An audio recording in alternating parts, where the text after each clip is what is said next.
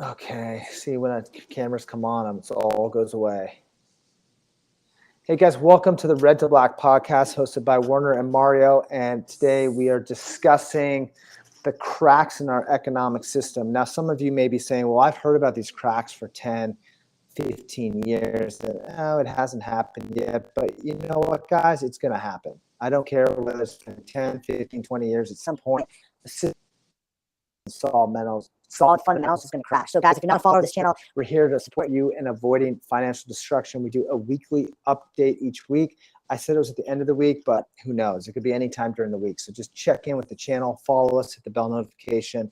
And Mario, what are you seeing on the ground in terms of the cracks? Yeah, just for the listeners, I spent a lot of time in marinas. I basically live in marinas. I spend almost every time I'm away from work, I'm in a marina. And this weekend I was in San Diego at Point Loma Naval Base for the weekend at a marina. And I was walking the docks, talking to captains, looking at boats, looking at what's for sale. And this wasn't on the naval base, it was off base. I came across a very interesting boat for sale. It was a 75-foot trawler that was probably made in the 80s or 90s. And when it was brand new, it was probably worth $2 million. It didn't have a price on it. It was just for sale with an interesting structure. And you could see this guy really loved the boat, but it was this big, long paragraph of why he wanted to sell 50% ownership in this boat and the credentials that you had to have and meet.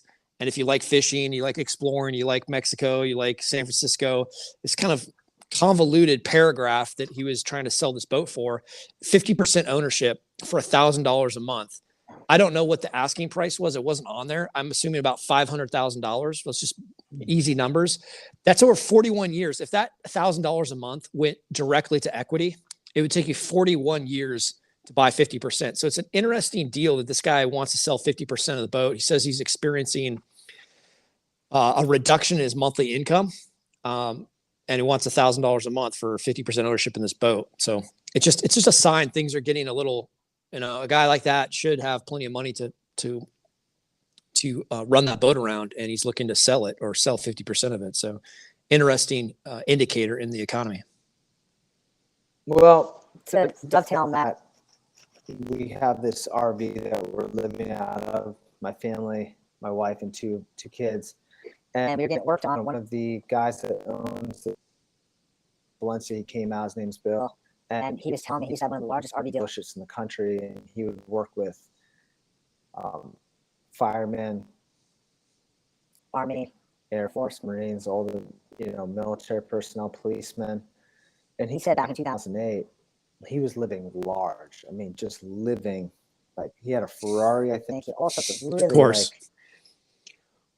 He had everything, and he was living large. And what he didn't realize at the time was that he had phenomenal relationships with banks. He didn't realize how quickly the tide could turn. So when 2008 hit, the first thing he said to me, and this was really interesting, he said the first thing that banks cut their losses on, or they'll cut financing for, is boats, RVs, and planes. Those are the first things to go, because those are the first things that people are going to start offloading. So they're not going to defaulting on. If you're going to miss a payment, is it going to be on your warehouse for your business? Is it going to be on your house? No, the first thing you're going to default on is a plane, a boat, or an RV. I would say boats are, maybe it's not, maybe RV and plane are number one and number two. Boats are right under there. Yeah, so he lost his entire business. He had great business. He had great reputation with the banks, like I said. But what happened was when all the financing dried up, that killed 80-90% of his business. It was all through financing. So that takes me to this past weekend. If you guys are watching the markets, you're seeing the insanity. It's like, oh, crash, boom, Fed jumps in, buys everything up. Market's about to crash. Health sickness comes in. That's all I'm gonna say. Boom, market's about to crash. War. It's just like the version after the behavior of this market going up. But at some point, it's going to run. And I look around like this past weekend's RV park we're saying is basically, I mean, it was on the weekend. It was packed. I mean, there's people coming in with RVs and their friends were parking outside and coming in. I mean, I've never seen it so packed. And I'm thinking to myself, I was talking to Mario for his podcast. where are they getting the money to do all this if like 60 to somewhere 80% of people are living paycheck to paycheck? Yeah, I've I mean, heard I about get it. 70. I've heard about 75% of people in America are living paycheck to paycheck. So they're funding that with credit. They're funding that with debt, cheap debt to buy the RV, cheap credit card debt to run the fuel bill, to pay for the weekend trip to. Was this in Santa Barbara? Uh, Ventura. Okay, got it. Yeah, it was, but the amount, like this place, you've been here, Mara, it's very, very peaceful.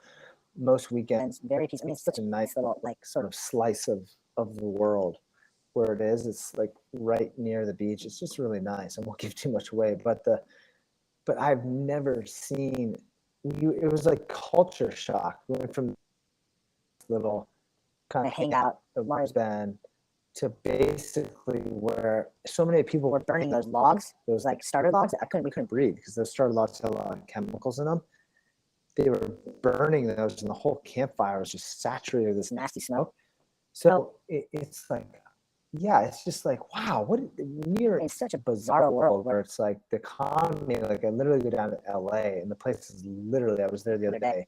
I go to a Ross store, and there's this YouTuber, if you guys haven't followed, called Jeremiah Babe, and everything he says I've seen. Like he went to Westwood the other day. It's bombed out. Like not many stores there. I've seen it. Was there for a month. Same with the hotels there. Yeah, LA is literally bombed out. You have these spurts of like spending activity, and I think it's coming from credit card because now the savings have been dwindled down. So we're like the whole economy is living on borrowed time. And there's just a matter of time before the mother of all depressions happens. Because here's why: because we keep inflating it, we don't allow it to clear. Right. And if you keep pumping a dude with steroids, at some point his veins are gonna blow. Well, you've never allowed cash. You've never allowed the credit to reset. So we're in a 75-year, 80-year credit expansion, really. We've never let the credit reset. And it's going to happen. Eventually, it's going to have fractional lending. Eventually, it's going to reset. But what you've done is you've replaced one debtor with another debtor. You've never allowed the cash buyers to come in. Maybe in the equity side you have. It got pretty cheap in 2009, 2010. But in like commercial real estate, residential rate, you never really let the prices collapse to the point where cash buyers came in there and provided the floor and reset it. There was it was fun. They had to get this debt thing going again, the debt game. Not blaming this on Obama, but the Republicans, Democrats are both equally responsible, but a lot of the turnaround was cheap debt. Let's lower the interest rates and let's keep blowing up the debt bubble. Let's keep expanding the debt in the economy. And what you're doing is you're borrowing from the future. You're having to borrow money from the future. That debt's got to eventually the bill comes due. And you're seeing that right now. When you see a guy with $1 million yacht trying to sell 50% ownership in it, something's not right. Something's going wrong in that deal. He's probably owned it for decades. I would say like a weekend at that resort is $1,000 weekend. I think on a holiday weekend, it's $100, $200 a night. So you could easily spend $600 just to have your RV there, plus food, plus drinks, plus fuel, the diesel fuel to move back and forth between, I don't know, Bakersfield and Ventura. It's $1,000 weekend. And that's okay if you're paying that with cash or you've saved up to do that. But a lot of that's going on debt when you have a debt, and a note on that vehicle, on that RV, paying 16% or 18% on that RV. Maybe not that high, but a credit card. It's a recipe for financial destruction. And I've been there, guys. Luckily, Mario has not, but I've been there twice for $30,000. And you play this shuffle game where you're shuffling from credit card rates keep going up, and you take a little bit of like a 1.5%, 2% cut every time you shuffle. I've never seen anything that demoralizes you more than like debt, because you're just like, it's like this whole, you can't dig yourself out of. So why are we talking about this? This whole channel is committed to supporting you and avoiding financial destruction. If you are in debt, start paying it down. I know when you're young, especially young, you want that car, you want that, take that girl out that special place. Just now's the time. See, we have to get smaller. Now is the time to get smaller. Yeah, because what's happening, guys, is the reason why they keep paying this debt off, or they keep passing person, is because these pensions, which are promised like these certain returns, they have to hit 7%. How are you supposed to hit 7% in I mean, go look at the best quality companies in the world, like Oracle, other companies. These companies are maybe paying 1.5, 1.3, maybe 1% to 2% dividends. That's it. So how are you getting a 7%? Well, you can get it in real estate, which is industry, I know, but it's not like as stable as, say, an Oracle, which has a certain trajectory because real estate's specific to each market. So these guys are having to do like overpay for real estate. I mean, I even heard one fund in CalPERS, someone was borrowing money to somehow. I mean, it's just the insanity. It just keeps. If this thing crashes, the Mar and I've talked about this. The union, like the laborers, the dock workers, the guys wielding sledgehammer, the blowtorch. It's gonna get like, you kind of saw it with the truckers. It's gonna get nuts. So they know. Oh, ugly, super ugly, super ugly. And what you guys want to watch out for is right now. Why do you want to be nimble and small? Because that way, we learn this in the military. You can move more effectively. If you're like, well, I used to live in Los Angeles, and this thing falls apart. What am I doing with my family? I mean, all my stuff's in LA. I just gotta ditch it if it gets really bad, and then jump in a car. Where am I going? And then I'm in this limbo. Through this, so you want to be. If you're small and you're single, you want to have a plan B, a vehicle that can take you. If you're a family, you want to have like a. And I know this sounds crazy, but guys, look the way if you just drove to LA and saw what was going on in LA, you would not think this is crazy. Or Southern California, some of the areas, you would not think this is crazy at all. I mean, Southern California is literally, I mean, the roads are literally, you literally need, like what Mara and I have, an off-road vehicle to travel most of it. I'm not kidding. Like the roads are bumpy like this, or there's potholes everywhere, on ramps. I mean, I've literally driven by rest stops that have been under construction off the freeway for like a year, like still under construction. Off ramps are like being blocked for construction because the road's gotten so bad. I think it's going to continue because we've lost fiscal control, and everything's just going to start going from supply chains. It's just going to keep getting worse and worse and worse until you're in a Mexico type environment, like you've said. Yeah. If those pensions pop, so if you're stretching, you're trying to reach for yield. So you're saying I can really get maybe 3%, 3.5%, like 3M right now, MMM, it's selling with a dividend yield of about 3.5%. So you could safely, with minimal risk, you could get a 3.5% yield, but you need a 7% yield. So you're having to reach for that yield to satisfy what you projected to pay those pensioners. If you wipe out that pension, if that pension gets wiped out, you have a bunch of men. Let me restate that. You have a bunch of hard men who have nothing to lose. And when you have nothing to lose, you have nothing to fear. And that becomes very volatile. You get 1 million men, 2 million men, 5 million men that are out of their pension and they have nothing. I mean, a lot of, right or wrong, a lot of that's their entire investment for their retirement was that pension. They maybe contributed a little bit, plus the union, plus the company, 3 people contribute. That was their entire retirement plan. That thing pops, it gets real ugly. And the thing is, they think they're gonna get it. Like I was talking. Well, it's a promise, right? It's an electrical contractor, and he said he just started working for the union, I don't know, 10 years ago, or however long. He told me, he was sitting next to us this past week, and he said, "Hey man, I can't wait until like 10 years from now." I'm thinking to myself, why would this guy be saying this if he's got an RV? And I'm thinking to myself, is that RV paid off, or is it just another payment so he can get out of the house or go on the weekend? Because he's telling me, he's like, "Oh man, I cannot wait." Now, I'm reading into this. Maybe he just can't wait. What do you mean he can't wait? Can you elaborate? He can't wait until he retires. He can't wait till he retires. In 10 more years. He's got 10 more years. But I'm thinking to myself, like, how do you know if your pensions? I mean, see, they've trained us in this country to think the way to get ahead is to borrow money.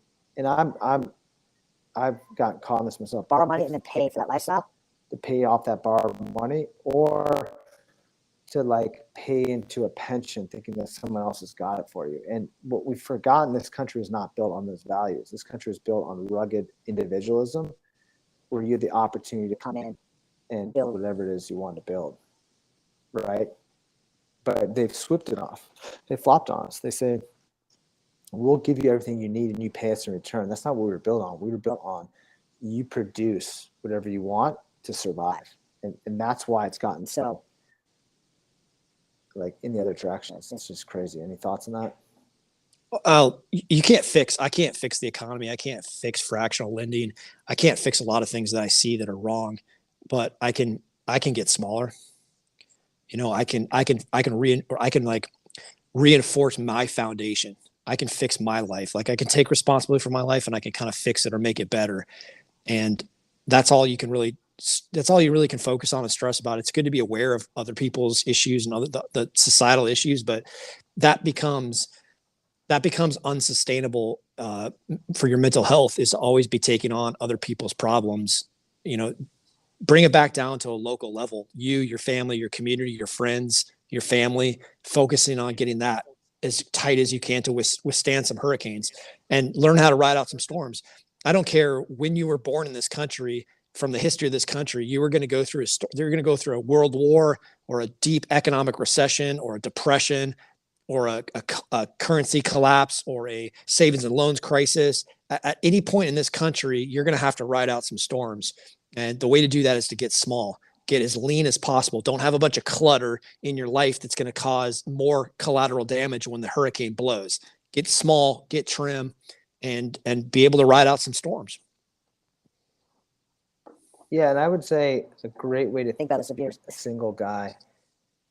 Basically, have a vehicle that you can jump into and you can just take off, and it's got your food, water, shelter, all that type of stuff. If you're a family, have a backup RV and then know another destination you can get to. So the key thing, Mario, that I think about is your essential survival things, which is food, water, shelter, clothing, mobility, security, right? Those main things, you want to have those covered.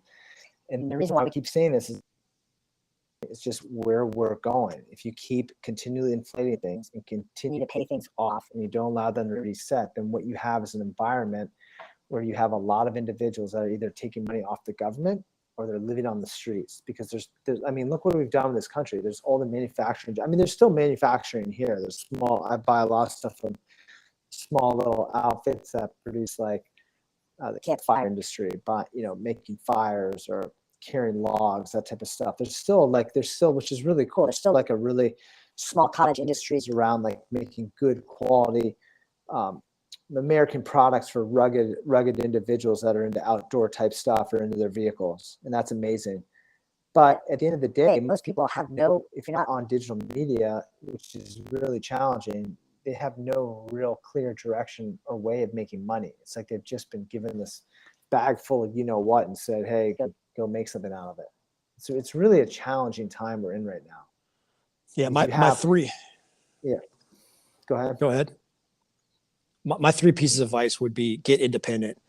So figure out how to build wealth, build your own pension, build your own business, get independent of other people, relying on your employer, relying on other people's businesses, relying on the government, get financially independent through your own effort, your own business, your own deals. Number two is don't enter into unconscionable contracts with family courts. I'll just leave it at that. And number three would be build skills that can't take away from you. You could build skills that travel well. It can travel outside of communism. Communism is allergic to work. So skills that can produce work, you can move somewhere. There'd be somewhere in the world, when Rome was collapsing, China was doing well. Maybe China's going to collapse, Rome's going to do well again. There'll be somewhere in the world where you can take those skills and travel to and make money and do well.